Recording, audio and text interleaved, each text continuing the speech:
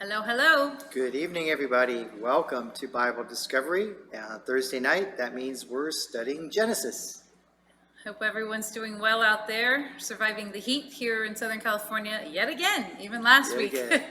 A little bit cooler, a little less humid. Right, and we realize we have some stiff competition tonight. Yes. Tonight is I guess, third or fourth night of the Republican committee or something else is going on.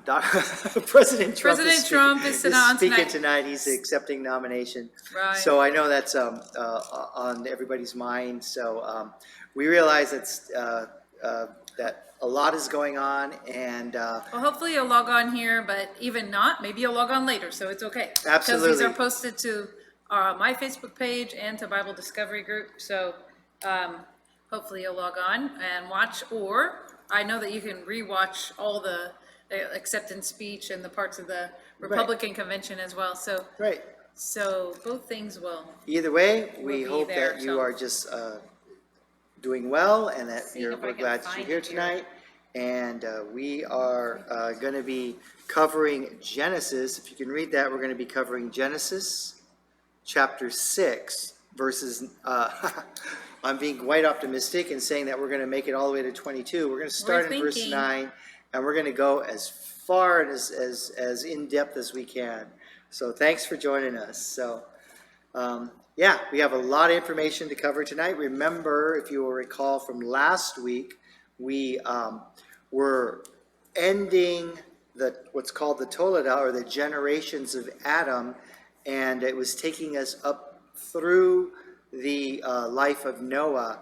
And just as a quick review, so if you recall that, there we are. Verse 7 started this way. You want to read that, Doc? Sure. Is it coming through? Coming through, I think so. I haven't seen it yet, that's what I was wondering.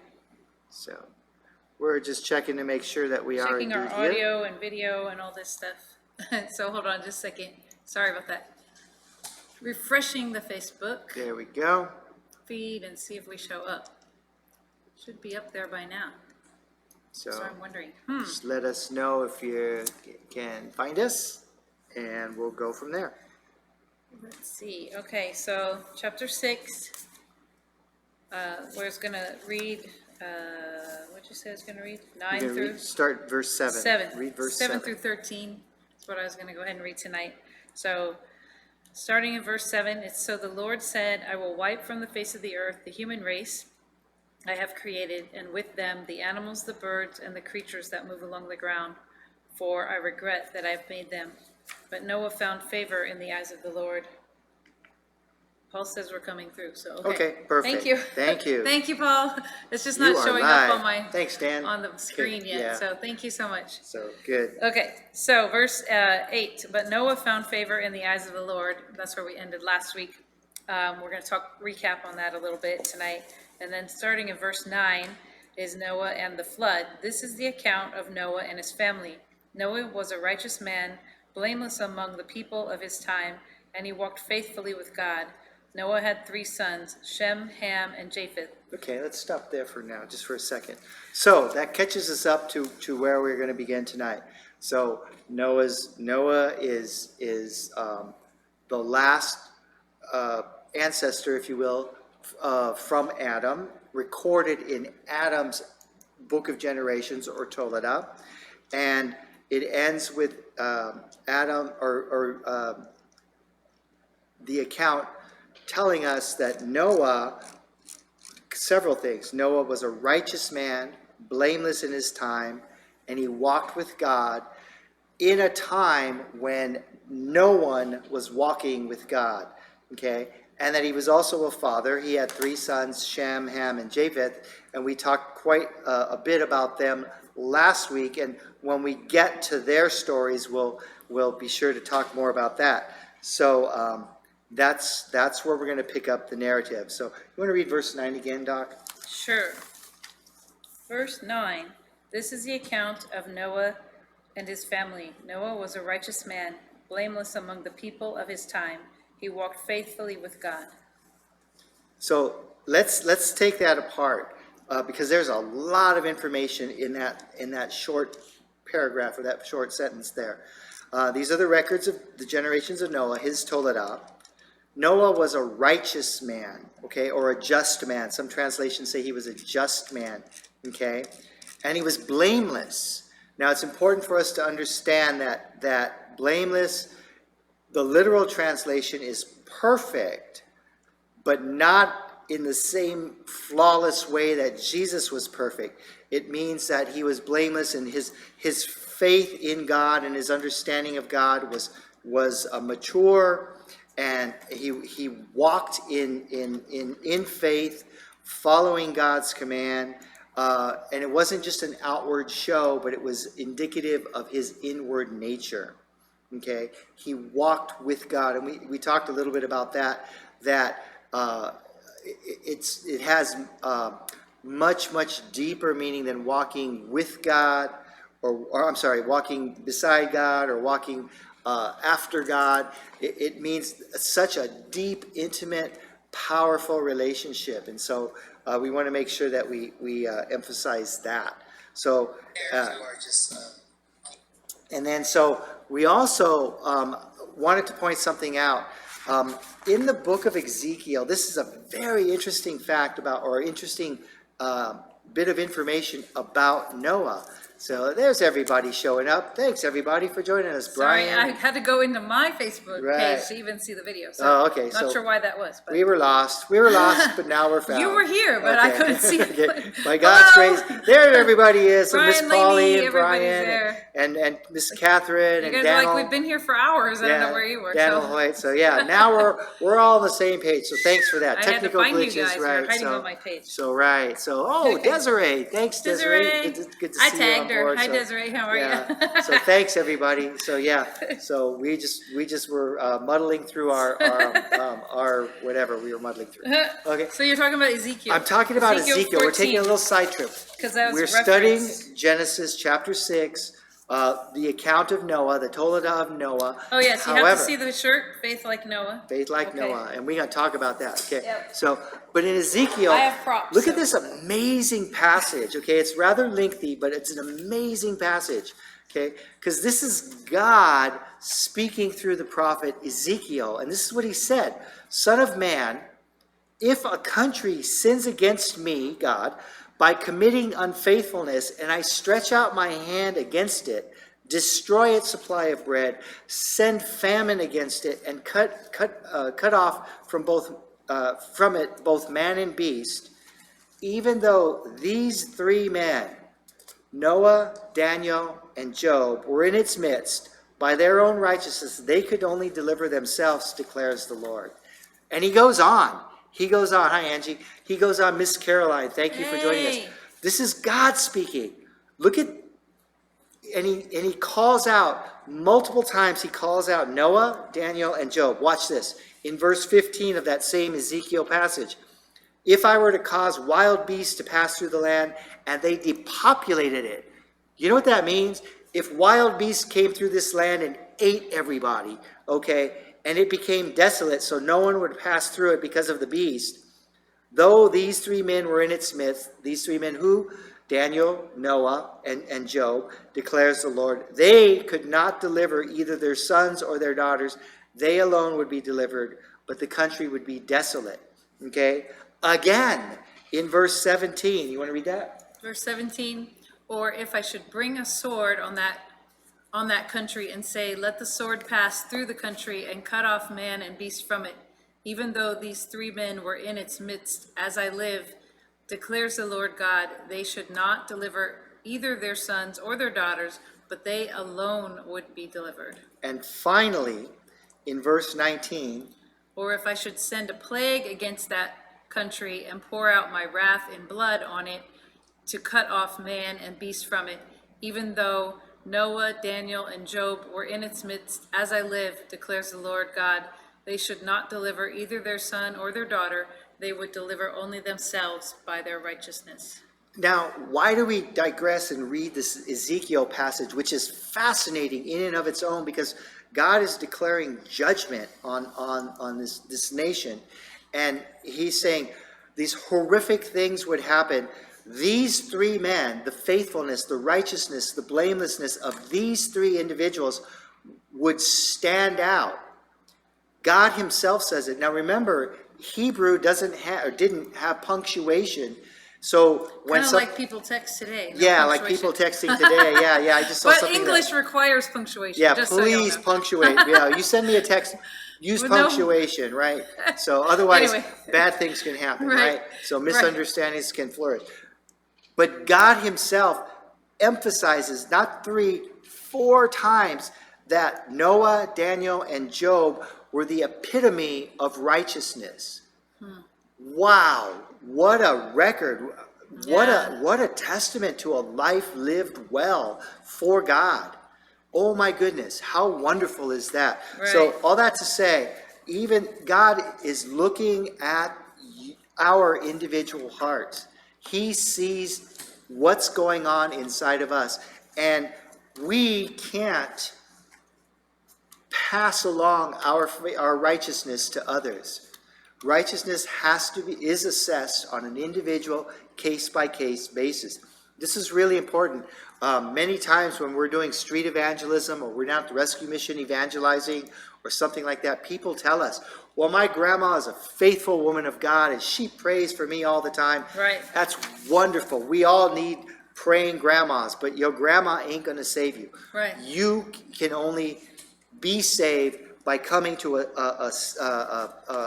the understanding that you as an individual need Jesus, and you need to submit your life to Jesus. Only Jesus can save, and the righteousness of others cannot save you. Right, when I was teaching at Bethesda University a few years ago, taught a couple classes there at a college, and it was very interesting because it's a Christian college, and of course to teach there, I had to sign a statement of faith that I agreed with, and they were awesome. Right. Biblical-based, young earth creation perspective is what they wanted for me to teach biology and life science, but it was or earth science, but it was very interesting because so all the students had to sign the same statement of faith or something Yeah. similar.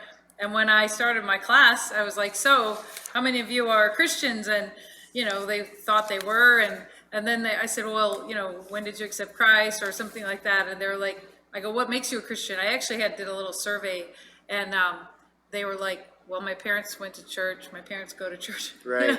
So like, well, your parents pray for you. Your grandma prays for you. That cannot make you a Christian.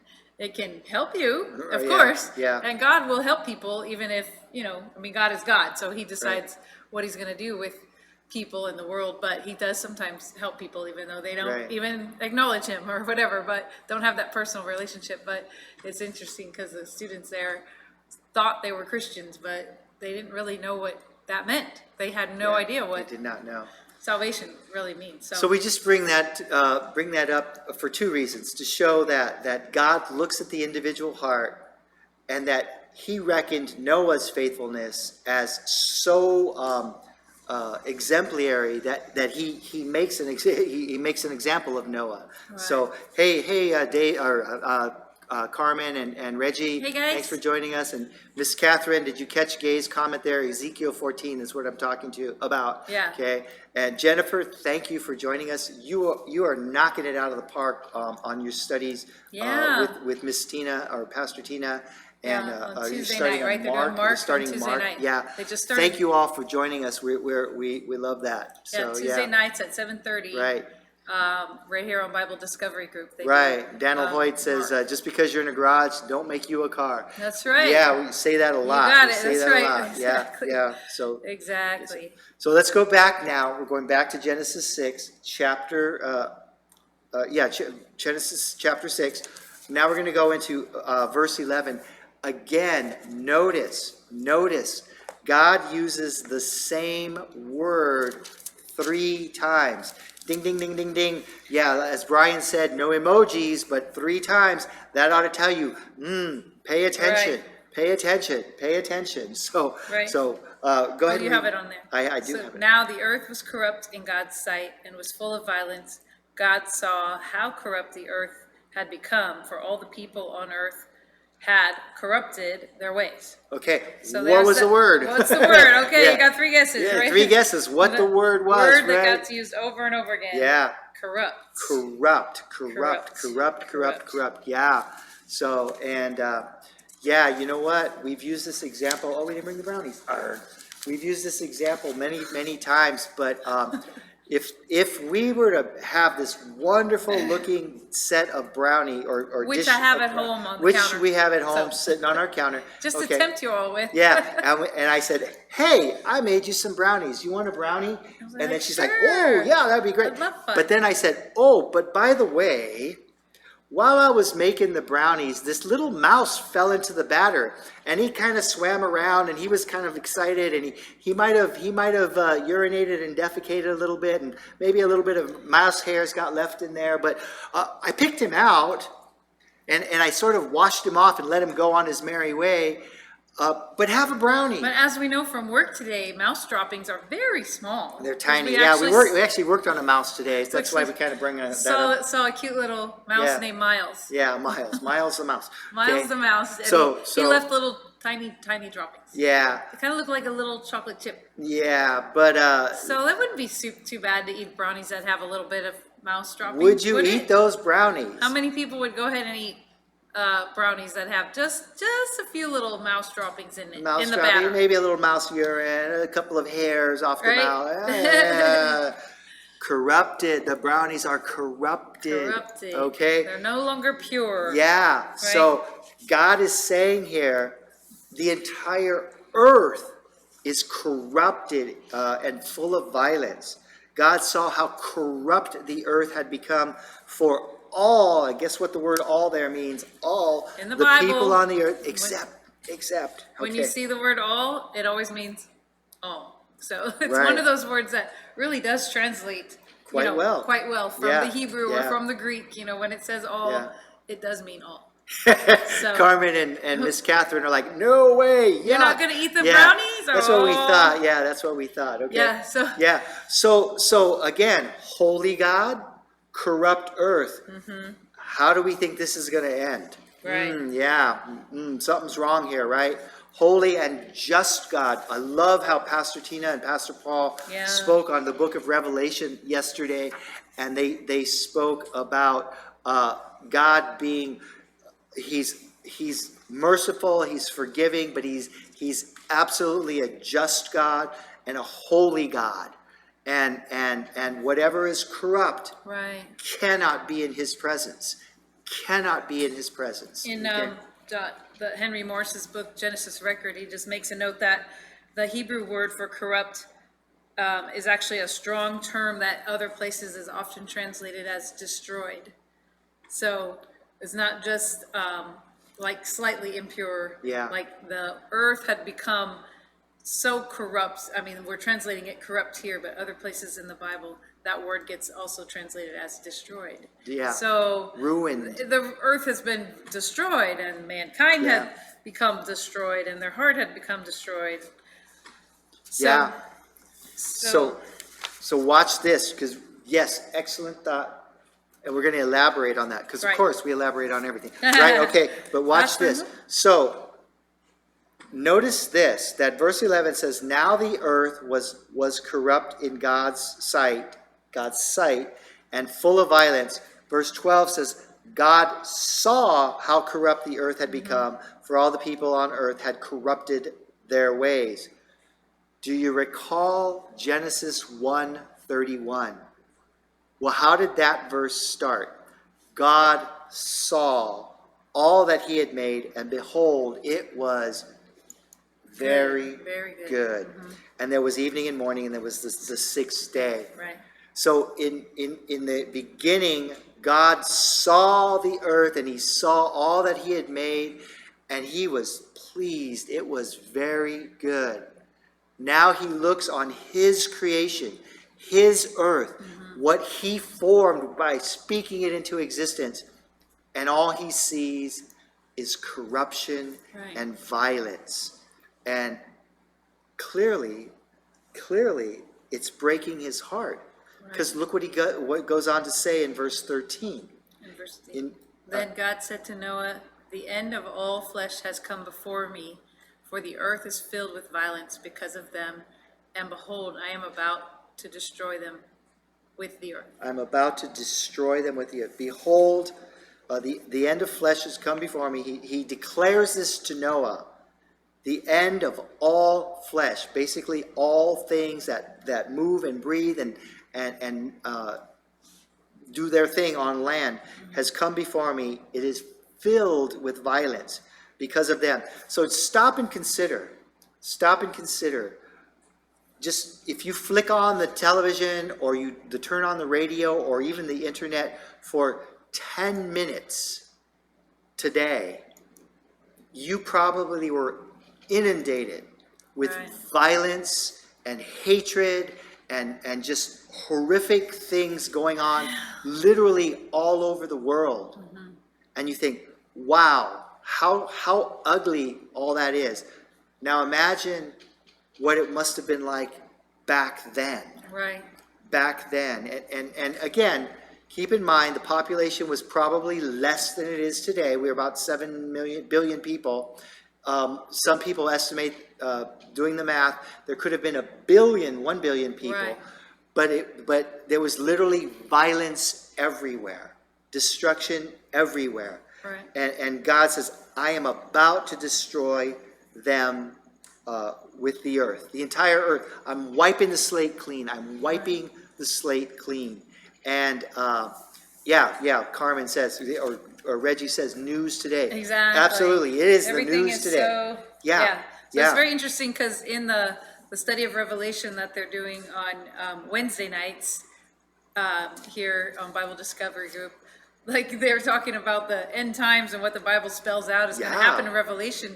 But now with all the stuff that's been happening just in 2020, it's like we actually have a frame of reference Yeah. for what that would be like. So news today, I mean, that's what's so cool about the Bible. It really is Yeah. the living word of God. It is and even completely though relevant. it was written couple thousand years ago, it's the living word of God. So it applies today, and it's just amazing how relevant it is. Even in this passage, another just an interesting point about Genesis 6 verse 12 is it's the halfway point between for the books of Genesis 1 to 11. Genesis 6:12, I guess, is exactly the halfway point of all those passages. And so it's just interesting because some people, what you had said there, it says God saw what was happening on the earth.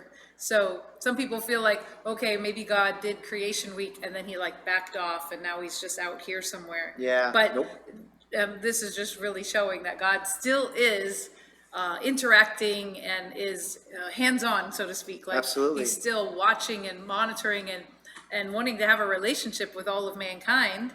That's why he created us in part, was to have a relationship with us. But by this time, almost all of mankind, except for Noah and his family, Except for has Noah. already forgotten all about God. Right. And who he is and how much he loves them and why he created them. They're all just about their flesh and satisfying their own desires. Yep. And that's where evil comes in. I mean, we can be good people, but you can only be a good person so far, so long. I mean, the root of all humankind is selfish and evil. Yeah. I mean, so if we're Yeah. left to our own goodness, we're not going to get very far. And so keep in mind, Noah could have known all of his ancestors. They could have all been alive, excluding Adam and Enoch, of course, who was translated away.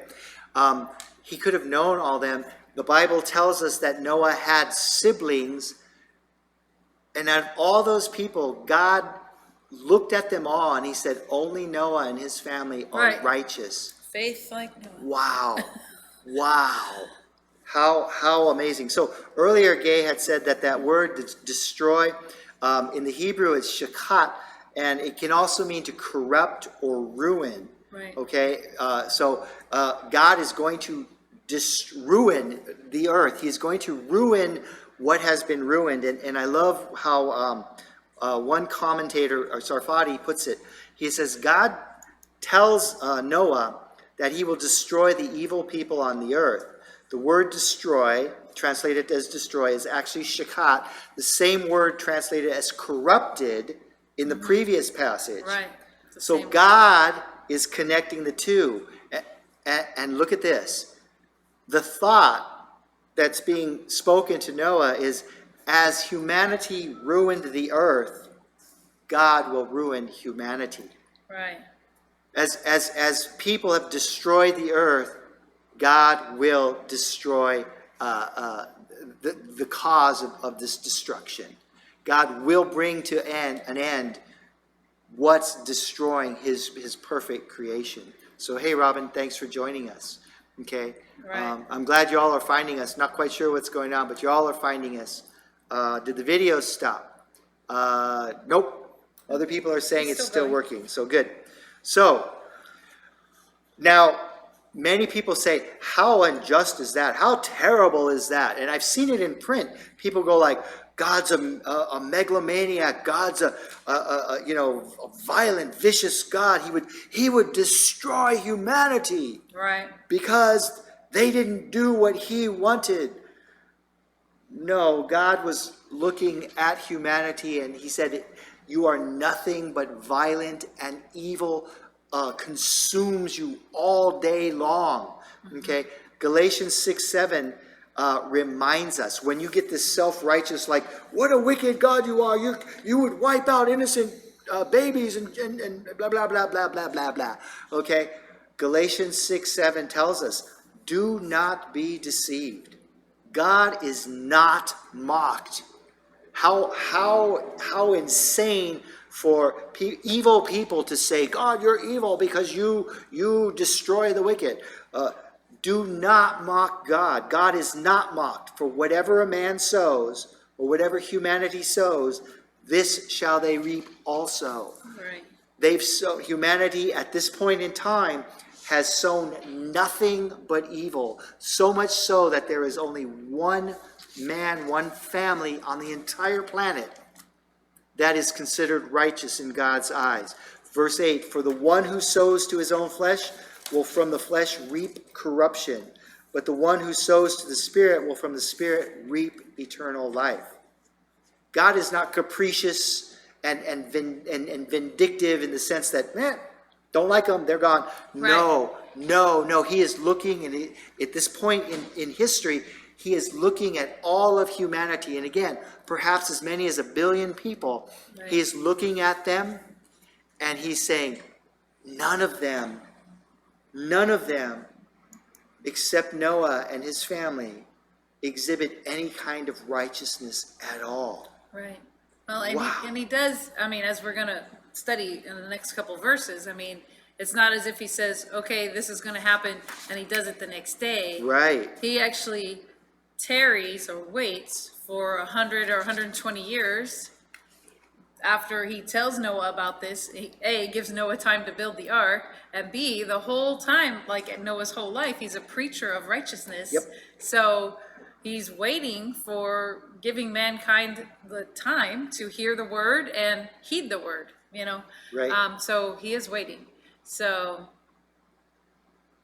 yeah, Dan Hoyt's letting us know that know. for some reason we're not showing up on the Bible Discovery page, but many of you or most of you have found us on other pages, so we'll keep working on that and try to get you I going tried there. to share it So, to that, but I'm not sure why it didn't show up there. But thanks, Dan. I know Thanks, I we had appreciate figured that. that out, but I don't know how to correct it. We'll keep going. We'll keep going because we have a ton of information to cover Right. and not a whole lot of time to get there. Yeah, Okay. thanks, Dan. Yeah, Appreciate but we that. appreciate y'all being so diligent in finding Finding alternative it, ways yay. to find us, and we will get that corrected as Mm-hmm. we can. So God has declared to Noah that he is going to ruin the evil population as they have ruined his earth. Okay, and he's justified in doing that. He's justified in doing that. So then he instructs Noah what comes next. And this, personally, this is some of my favorite passages in the Bible. Oh, it's getting really good. Yeah, because, our science thing, my marine Right. bio background, my interest in ships and all that, and hot button. So I'm probably gonna get way too excited, okay? But Right. that's why my wife is here to tone me To down. tone you back. Okay? Well, but this is just another, interesting point to think about as we're studying this part, is that there are, again, a lot of seminaries and very learned scholars and that teach that the books of Genesis and the early books of the Bible are allegorical, just meaning they're not historical, they're not history. So they teach that it's all just, a very detailed Good story moral lessons. to teach moral Yeah, lessons. yeah. But the problem with that is, so then in other places in scripture, like you shared in Ezekiel, Noah is mentioned, and in the New Testament, Noah is mentioned. Yep. So, my question for those kind of people, I've brought it up before, on this, in this study, is like, so where does it become real for you? Where does the Bible, not till the New Testament? Because the New Testament, the Bible, the Old Testament is the foundation and the basis for the New Testament. So if you don't have an Old Testament, if there wasn't sin and there wasn't, Right. then we didn't need a savior. Right. So where is it become real and not an allegory anymore? That's just something to think about. So all of these details about the ark, I mean, part of it is all the details and the names of people, like we looked at last chapter.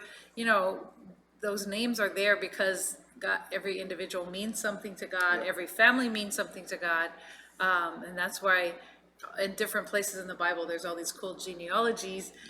Some people think they're boring, but they're actually really cool, because if you think, wow, every single family name is listed, Right. like in Nehemiah, where the people are going back to rebuild the wall and rebuild the temple. Yeah. Those family names are all listed. So it's just very interesting that God is doing the same. All this detail is also how he was at the beginning. And that's how he is in the middle of the Bible in the book of Nehemiah. And then that's how he is even in the beginning of the book of Matthew with the genealogies, genealogy of Christ.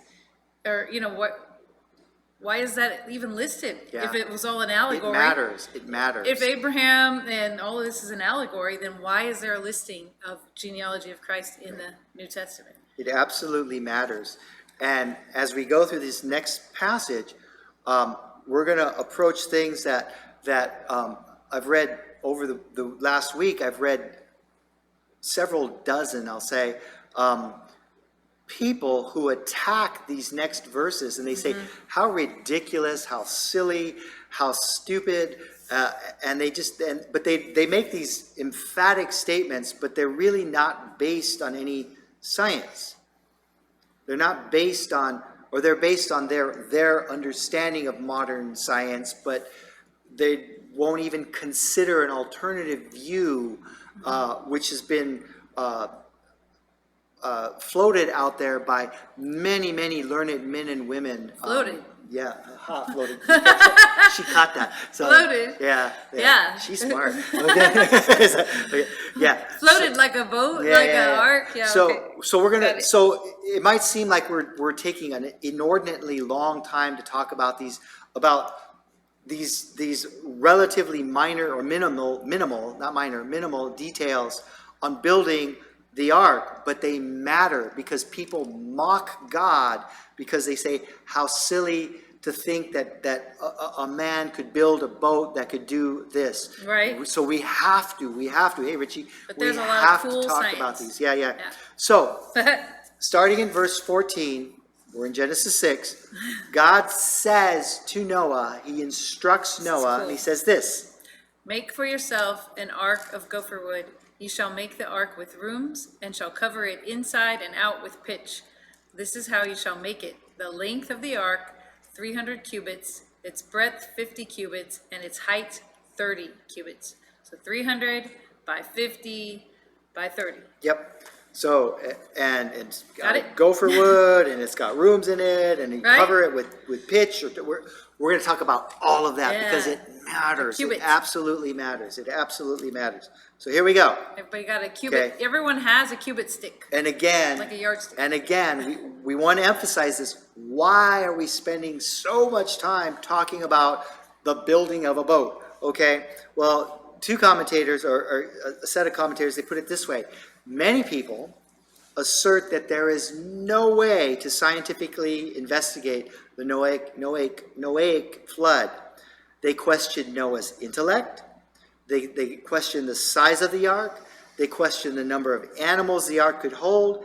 It seems like every single facet of this biblical narrative is subject to attack by those who oppose God or those who are willing to compromise his word. And again, whenever people compromise, they are on incredibly shaky ground. And they make faith in God, they make Christianity look foolish. Not because Christianity is foolish, but because they didn't do their homework and they look foolish. Okay, so we're going to pick this apart, and hopefully in the next 25 minutes or so, we will give you enough, dare we say, ammunition to feel confident in the story, the account of Noah's Ark as being an actual historical event, not allegory, as many, even seminaries say it is. Right. Okay? Right. And I did try to share a couple minutes before we started this evening the link to a video on YouTube. It's called Check This Out.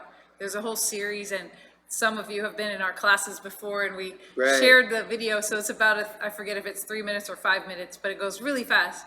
But it actually is the account of what we've studied so far. It's the account of Genesis all the way up of Adam and Eve, and then all the way up through the Noahic flood. And so that's just a cool thing to watch. And if you're watching on YouTube, you could stop it and take notes, and because it's got some really, really good, solid facts in it that we're going to go over tonight. So just, it's a great And again, reference. so this is not just Dan and Gay being like hyper passionate, which we are, okay?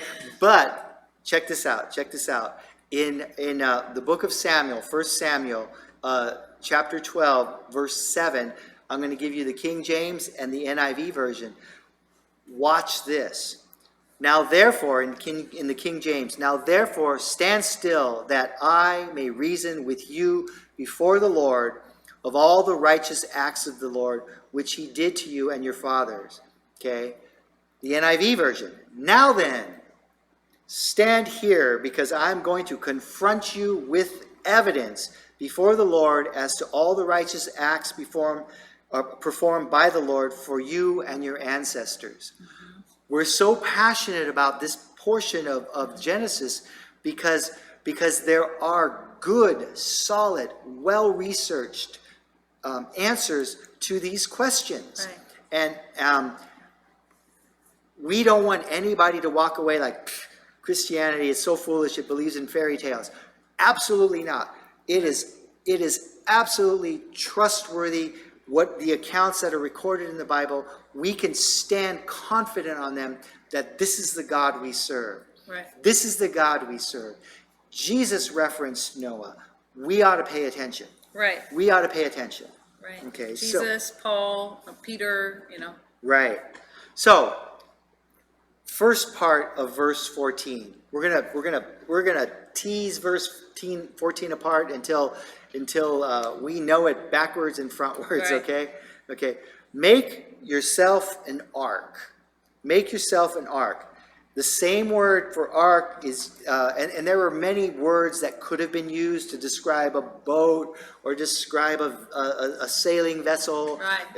We have multiple words in English that we could have used, but God specifically used the word that also means a chest or a box. Right. Okay? This is not a Carnival cruise ship. Okay? This is not a pleasure It's not a yacht. luxury cruise liner. Right. Right. Exactly. This is not a barge that would sail down the river to keep people cool. There's no This is- slide on the third deck, and Yeah. This is a box with a specific purpose. It's Right. a lifeboat. It's intended to be a lifeboat.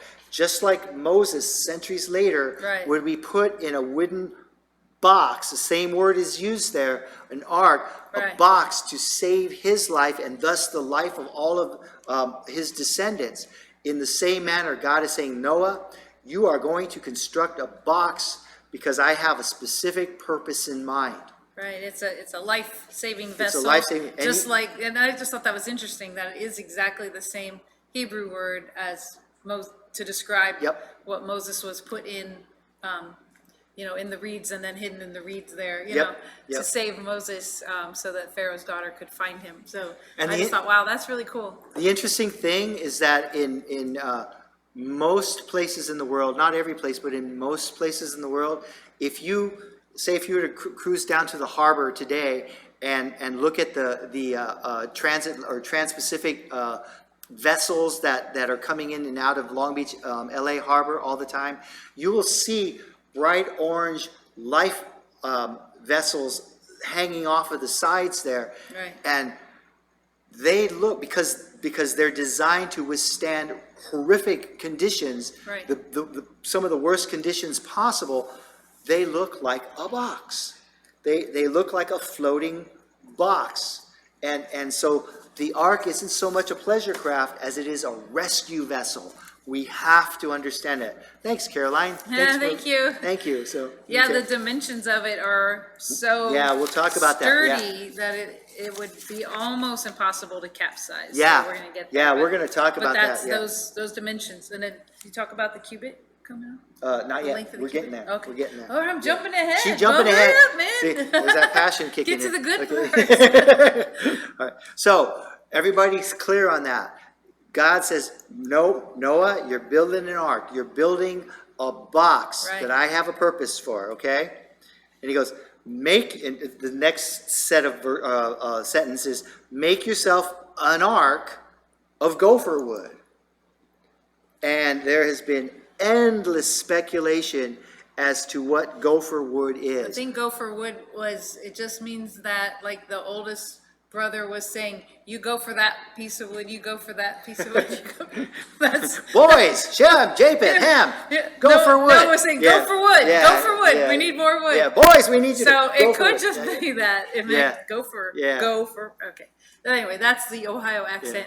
So, hey, Fern. Yeah. Hey, Ferd, hey, we're winning over the RNC. Right, yeah. Yahoo. Okay, but let's look at, to be perfectly honest, nobody can say definitively what gopher wood Right. really is. We just can't.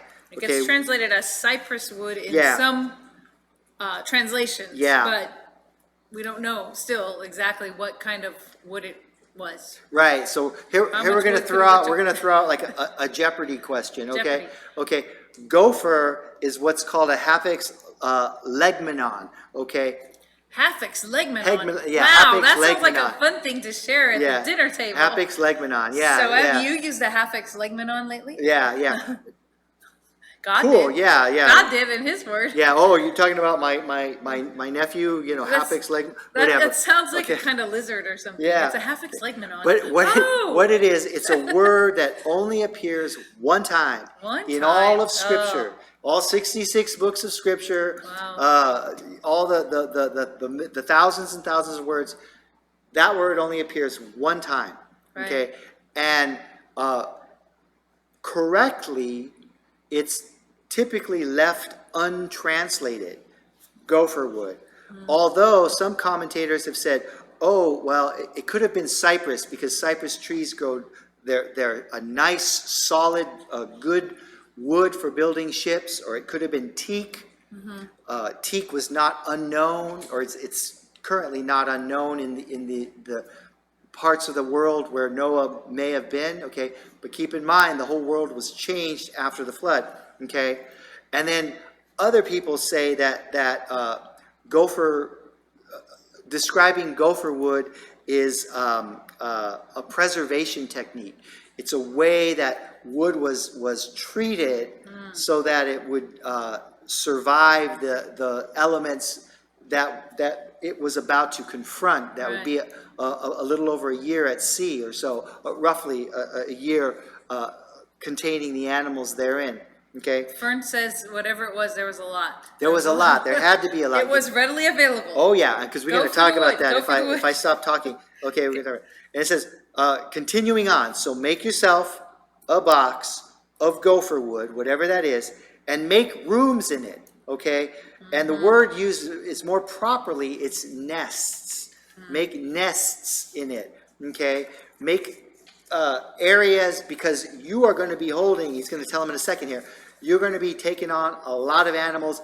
They're going to need their space so that they can survive what's coming. Okay, God is laying this all out for Noah. So make it filled with rooms, and if you can see that, we have several pictures there. The top one is a representation of what the people at the Ark encounter may have thought. Again, keeping in mind that they would choose to take young and smaller animals. They're not going to be taking some big old a T-Rex, full-size T-Rex. That's kind of pointless. Right. Okay. But they would take a juvenile and or an egg. Right. You know, So they would make nests for it, okay? yeah, so And then- there would be spots for them to just be Yeah. resting. Yeah. Make appropriate living spaces for what he's going to tell Noah to do, okay? And then going on, he says, make rooms in it and coat it with pitch inside and out. And it's quite interesting. Coat and pitch are very similar words. And so they actually have several incredibly interesting meanings in the Hebrew. So pitch, of course, is sap from trees. It's treated to make it stronger and more water resistant. So that gopher wood could indeed be pitched wood or seasoned wood or preserved wood. Okay, so it fits. It all fits. You see how it's all fitting together? Okay. However, the same word that's used for pitch, okay, also has an incredibly important meaning. In ancient times, one day of the year, the high priest, this would be, of course, after the flood, entered the Holy of Holies to put the blood of the sacrificed animal on the altar as a sin offering.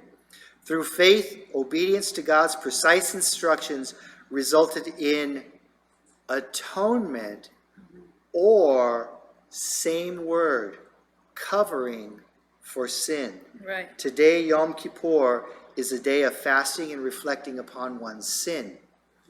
The same word for covering Noah's Ark is the same word that is used for atoning for sin. Right. Wow. So very interesting that God said, cover it. Cover this rescue vessel, And then- cover it with pitch, Noah. Right. And then And later then on. thousands or hundreds of years later, God would say, I'm establishing this annual holiday for my people to cover their sin for the previous year. Right, right. So Wow. it's that consistency in the word, that's really cool. Isn't you know? that cool? I Yeah, love that. I know. So he saves mankind with the covering, Right. by covering the wood. Absolutely, And absolutely. then also save, mankind pays for their sins, or, through atonement. By through the covering of the blood. Right, right. By the covering of the blood, then it was a sacrificed animal. Right, We know today, we who call upon Jesus as our Lord and Savior are covered by His blood, right, incorruptible blood that Right. never needs to be redone once and for all. It's Right. we said Noah was blameless. Here we know the blood of Jesus is indeed perfect and adequate to cover our sins for all eternity. But again, there's that personal responsibility. We have to call on Jesus Right. to have that blood cover us. It isn't just scattered around, and it isn't just sprinkled on everybody, okay, like a fire hose. right. We have to take personal responsibility to call on the name of Jesus and ask for His cleansing blood to cleanse us of sin, so that we too are covered. I love it. I Amen. love it. I love it. How Old Testament and New Testament weaves seamlessly. Oh my goodness. Oh my goodness. What an amazing God we serve. What an Right. amazing God we That's serve. awesome.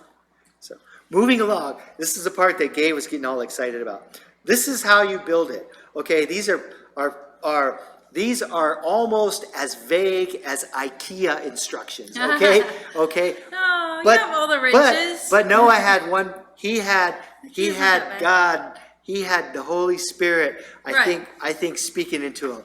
I don't know what that spirit is that comes from IKEA, but it ain't holy. Spirit of IKEA. It's different. But here we Definitely go. different. We've got, so Noah, he gets these very vague instructions, okay? Right, in verse 15, it says, "This is how you are to build it. The ark is to be 300 cubits long, 50 cubits wide, and 30 cubits high."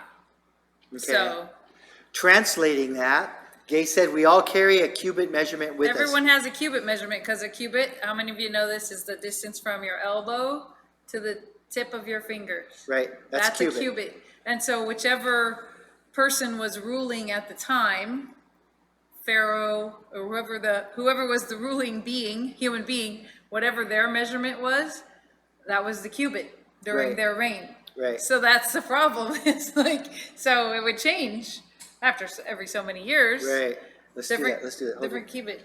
Well, you're higher than me. All right. Okay. There we go. My cubit's bigger than This her cubit's a little All bit right, longer yeah, than yeah, mine. Okay, okay. I have really long fingers. My ark also. is gonna be bigger than her ark, okay? My So- ark would be a little bit smaller. Yeah, but So- for purposes of comparison here, it's at least 450 feet long by 75 feet wide by 45 feet high. And that would give it a capacity of about 1.5 million cubic feet, which is equivalent to about 522 railroad stock cars. So we've all been, many of us have been caught at a railroad crossing waiting for that, they call them Century trains, the ones that have 100 cars on them, waiting for that Century train to go through and knowing you're going to be late for work or late for church or something like that, right? Now Right. imagine a train with over 500 cars and all of the stuff that it could carry, okay? Right. Okay. Right, and each car could carry approximately 240 sheep. That video I was talking about, called Check This Out, actually has a really cool graphic and talks about that. So like a sheep is a good sort of average size animal. So, I mean, there's a lot of space on this. Tons of And space. honestly, if you ever, I know Brian Laney's gone, and I don't know if anyone else has gone to the Ark Encounter in Kentucky, Williamstown, Kentucky, or actually it's like Lebanon, but Williamstown's their official location. But if you've ever been there, it's just amazing. It's amazing to walk towards it, and it's amazing to walk inside it, because they did build it. Obviously, it also has some other reinforcements, so it could be up to code for having Right. an attraction. But the actual ark part of it, it's like the ark with a building on the back for elevators and stuff like that. So, but like the ark itself is to these specifications, and it's ginormous. That's all I Yeah, can say. it's huge. It's It's really huge, huge. yeah. So there was a lot, and it's not the biggest vessel ever No, created. which I we'll mean, that's talk what's about cool right about here, the graphic yeah. Dan's got Yeah, going Dan there. Hoyt has a good point. The pitch, if it only meant to be waterproof, Right. you would slather pitch on the outside, okay? But covering the inside and the out speaks to being preserved through the judgment. Right, good point. Absolutely, Very good absolutely, yes. This was to carry its precious cargo through the storm. Right. Through the storm. It didn't just have to survive getting rained on. It Right. was going to carry through the storm. So, and if you can see the graphic there, Noah's Ark. If you add the rudder and the bow sail and those things, comes out to around 500 feet using what's called the royal cubit, Royal which would cubit. be slightly longer. So anywhere from 17.5 inches to 21 to 22 inches is considered the standard cubit, okay? So the Ark wasn't the largest vessel. You can see from the graphic that the Titanic was bigger. The Queen Mary, the Queen Mary II is bigger. If I recall correctly, the Ark and the original Queen Mary were roughly the same size. I think I have that correct. I'm not 100% sure, but clearly it wasn't a vessel that was unheard of. Right. I mean, it was the biggest thing that had ever been built to that time period. Right. But subsequently, other vessels have been built. There was a wooden wooden vessel, and people say this all the time, well, you know, the dynamics of wood would not have allowed this vessel to be built like this. It would twist and just pull itself Break apart, right. Okay. There are very, very good answers about ancient shipbuilding techniques that we know from discovering other, obviously post-flood wreckage, that they didn't build ships the way we build ships. The way wooden ships have been built for the last couple of centuries is not how they've always been built. And there are techniques that make wood incredibly strong and incredibly durable and able to withstand the torquing and the twisting of being on a rough sea. Okay, I hope I'm not making anybody seasick right now. Okay, so yeah, Gay made her brother seasick one time because she was sitting in a rocking chair when they were talking on Zoom or on something like Facebook that. Live, Yeah. and he's like, "Stop! I'm getting sick." So So that's a cool trick if you're on a Zoom call with Yeah, someone just that do that. You- gets seasick, rock back and forth. So, nevertheless, Just the kidding. ark was an enormous vessel, well, in the size range that it needed to be to carry out the task that Noah was being in charge with. So one of my personal biggest pet peeves, if you will, pet peeve, is all of these cutesy depictions of the ark. Okay, I think several years ago, we went to, I think it was the Skirball Museum, and they have this wonderful collection of arks that have been made for kids and for churches and temples and things of that nature. And they're very, very clever, and they're very whimsical, and they're fun to look at. But these, probably more than anything else, completely water down the gospel message. Right. Because look at these. None of these are seaworthy. Right. None of these are even remotely seaworthy. And to plant that idea in kids' head, people's head, just waters down the idea that the ark was a real vessel Right. that really floated, that survived a worldwide deluge, that wiped out everything on the face of the planet except what was in that ark. Okay? Again, arks with giraffes' heads sticking out and elephants Right. kind of balancing on the front. Right. They're cute, they're whimsical, they're foolish. Right. They're foolish. Unfortunately, it kind of subliminally plants the message that it's a fairy tale. It's a you fairy know? tale. So I mean, I like the decorations for baby rooms and stuff like that too. However, I also feel like, well, it's probably not good for them to grow up like just learning that from the walls in their room. Yeah. That Noah's Ark was fun and whimsical and kind of a fairy Right. tale, So Yeah. that's the only part I don't like about it. But So when you see these things, just remember these are utterly fanciful and fictional. they're cute. They're just They're art, cute. but, They're cute. I can appreciate them. Right. There are lots of cute things, I guess. Right. I'm not into cute that much, but except right We here. like functional. Except here. Oh, yeah, of course. Okay.